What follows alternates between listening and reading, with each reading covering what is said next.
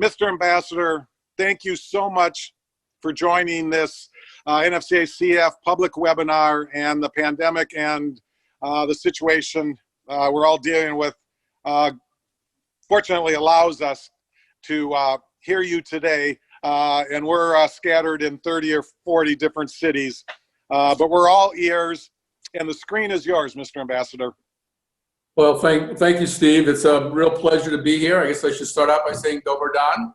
I don't speak Croatian, but I know a few of the words finally, and so thank you for inviting me. It's always a pleasure to talk to Croatian Americans, and I always love feeling and hearing your enthusiasm for Croatia, because that's what Croatia needs to be successful. Is they need a diaspora that is fully supportive like you are and can help them continue to achieve success. And so as we look back over 27 years, we've had U.S.-Croatian diplomatic relationships, and it's really been a terrific collaboration and partnership between our two countries. In that time, Croatia has become a member of NATO, the EU, and a valued U.S. partner in lots of ways. And I'm honored that I have my small window of time being part of that great partnership. I've been here now 2.5 years. The time just flies by. It's amazing. And I've enjoyed every moment. Well, I used to say I enjoyed every moment of it, but I can't say the last 2 months have been great. But, you know, Croatia is coming through this pandemic. The country is primarily open for tourism and for business. People are going out to restaurants, they're riding trams, and it feels good. Croatia's done a terrific job on the medical side of this, keeping people safe, keeping deaths low, and really managing the process. So that's been really wonderful. You know, what I like to do is I'll jump right into a couple of issues that I know are important to the people on this phone call. And the first one is double taxation. You know, it's been talked about for a long time, and double taxation is a difficult issue for the United States, primarily because of Croatia's size. It's a small country, and there are a lot of people that want to have tax treaties with the United States. So on the positive note is that in the last few months, or last 6 months, we were able to convince our U.S. Treasury Department to put Croatia on the list to negotiate tax treaties. So Croatia was never on that list before. There was lots of good work done trying to convince Treasury that this was something in the U.S. interest to negotiate a treaty, and they have fully embraced the fact that this is something that should be done. That's the good news. The bad news is there are 200 countries that want to negotiate tax treaties, and Croatia is not number one on that list. But we now know what our goal is. Our goal is not to convince Treasury to get a tax treaty. It's to convince Treasury to move Croatia up. And our fundamental argument is this is something that is good for the United States and good for Croatia because it's a small treaty, and there are lots of examples around Europe. It won't take much time. So we get a very good political benefit on both sides for a small effort. And Treasury understands that and accepts it, but they're really looking for some direction from senior leadership, and that is from Secretary Mnuchin and President Trump. And unfortunately, at the moment, they're both distracted. This pandemic has got everybody focused. Treasury is focused on, you know, rescuing the U.S. economy and the economies around the world. And so it's very hard at the moment to get people's attention to push Croatia up the list. But I'd say we keep the pressure on. We keep telling people this is important. When the time is right, you know, I feel very confident that the United States and Croatia will finally get something done. So that's some good and bad news. Being on the list is good. Being down on the list is bad. Second one that's more better news, and that's with the visa waiver program. And last year, September 30 is our year end for calculating the visa acceptance or denial rate.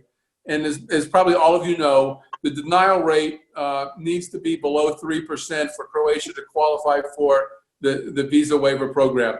Last year, Croatia was at 4%. Currently, Croatia is about 3.1%. So it is a high likelihood that Croatia, with some good effort by the Ministry of the Interior, the Ministry of Foreign Affairs, can get that refusal rate below 3% and reach that goal for the first time. And I can tell you that the Croatian government is very focused on this issue, is taking steps that are important to get that refusal rate down. At the moment, there are no visas being issued because there's a hold on worldwide visas because nobody's really traveling to the United States. But that'll come off sometime soon, and there should be enough time left for Croatia to bring in enough good candidates to get to a refusal rate below 3%. That's only one step of the process. There are also a number of agreements, documents that need to be signed between our two countries. Those have all been identified. They've all been assigned to people who are responsible for getting it done. I can tell you your Ministry of the Interior is very focused on getting this done. I've been very impressed with the commitment the Croatian government has made to do the things necessary. The biggest hurdle is something called passenger name recognition. And we need to have an agreement where all the airlines provide Croatia and the US and other countries the names of passengers to compare against terrorists or the no-fly list. While that agreement isn't complicated, implementing it takes some effort because there are, 25 or 30 airlines that fly into Croatia, and they have other things going on. But Croatia is very focused on getting this done, and that's important. On the US side, the agency responsible for the double tax treaty is our Department of Homeland Security. I met with them back in DC in February. I was on the phone with them yesterday, or not, that's like 3 days ago, with the Assistant Secretary for the visa waiver program. That's as high as you get in the basic administration of people who get work done. And they are very supportive of this program. They see Croatia's commitment to getting the work done. They're enthusiastic about it. I complimented them on the fact that despite the pandemic, everybody's still working on this. So things may get slowed down a month or two at the end of the day because there's difficulty in travel. Our U.S. DHS people need to come to Croatia to review the airports and the systems that are in place on the ground. That may get delayed, but this is clearly going in the right direction, and I feel very good that sometime in the next 6 to 12 months, this program will get approved, and everybody sort of feels like that's a real possibility. So I think that's really good news. I feel really good we get it done before the end of this year, but for the pandemic. So that's thrown a little difficulty in the process, but it has not stopped it or really slowed it down a lot. I'd also like to mention one of the other projects that is really, I'm thrilled that it's occurring. When I came to Croatia 2.5 years ago, they told me my number one objective was to encourage Croatia to build the LNG terminal on Kirk Island. The importance of that is energy diversification and energy security for Croatia.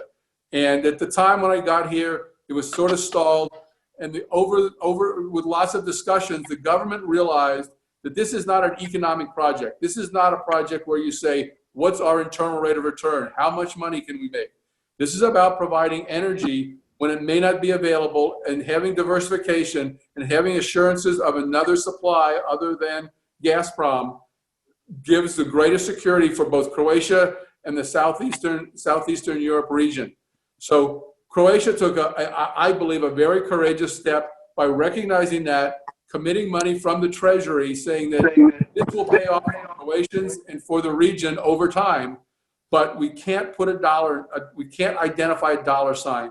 And so they did exactly the right thing. In 10 years, Croatia is going to look back on this terminal and say, that was a courageous and brilliant decision by our ministers and our government at the time. So I'm very pleased that after 29 years of advocacy for doing this, this project is not only approved, but it's under construction, and they expect the first load of gas to be offloaded in January of 2021. So it's a project that is coming together for sure. One of the things I briefly want to talk about is the tourism here. Tourism is going to be a problem in Croatia. You'll hear from other people. It's going to come back. I mean, everybody likes Croatia. I don't talk to anybody in the United States that doesn't like Croatia, doesn't want to visit the country. But this year's tough, especially for U.S. citizens. Basically, in the next few weeks, Americans can come to Croatia without any difficulties. Our problem is getting back to the United States. You can always go back to the United States, but right now we have a quarantine that if you come from Croatia to the United States, you go into self-isolation for 2 weeks. It's really tough to come for 2 weeks vacation to Croatia and put yourself in self-isolation on the other side. That will work its way out over time, but I think the most common number I hear is the tourism is going to be down 70%, have 30% of normal. It's starting to occur. We're seeing people on the coast. My wife and I are going in 10 days to the island of Male Login and Zadar. We're going to travel around the islands. It's part of the country we haven't seen. So we're very excited to get out there. And we don't at all feel nervous about traveling around Croatia. They've done such a terrific job of containing the virus that it feels like a place that's safe and that we can get around. And, with that, I'll stop. Let me just say that, once again, thank you for letting me speak with you today. I know you've got a packed schedule. I can't stay on for the whole hour, but I certainly want to hear from my friend Ambassador Simunovic and Senator Begic. So I'll stay for their remarks. And, I want to tell you it's really been an honor and a pleasure to serve as the U.S. Ambassador in Croatia. This is exactly what I should have been doing in my life the last couple of years. It's really been terrific. So I'm glad to be here, and hopefully the remarks were helpful.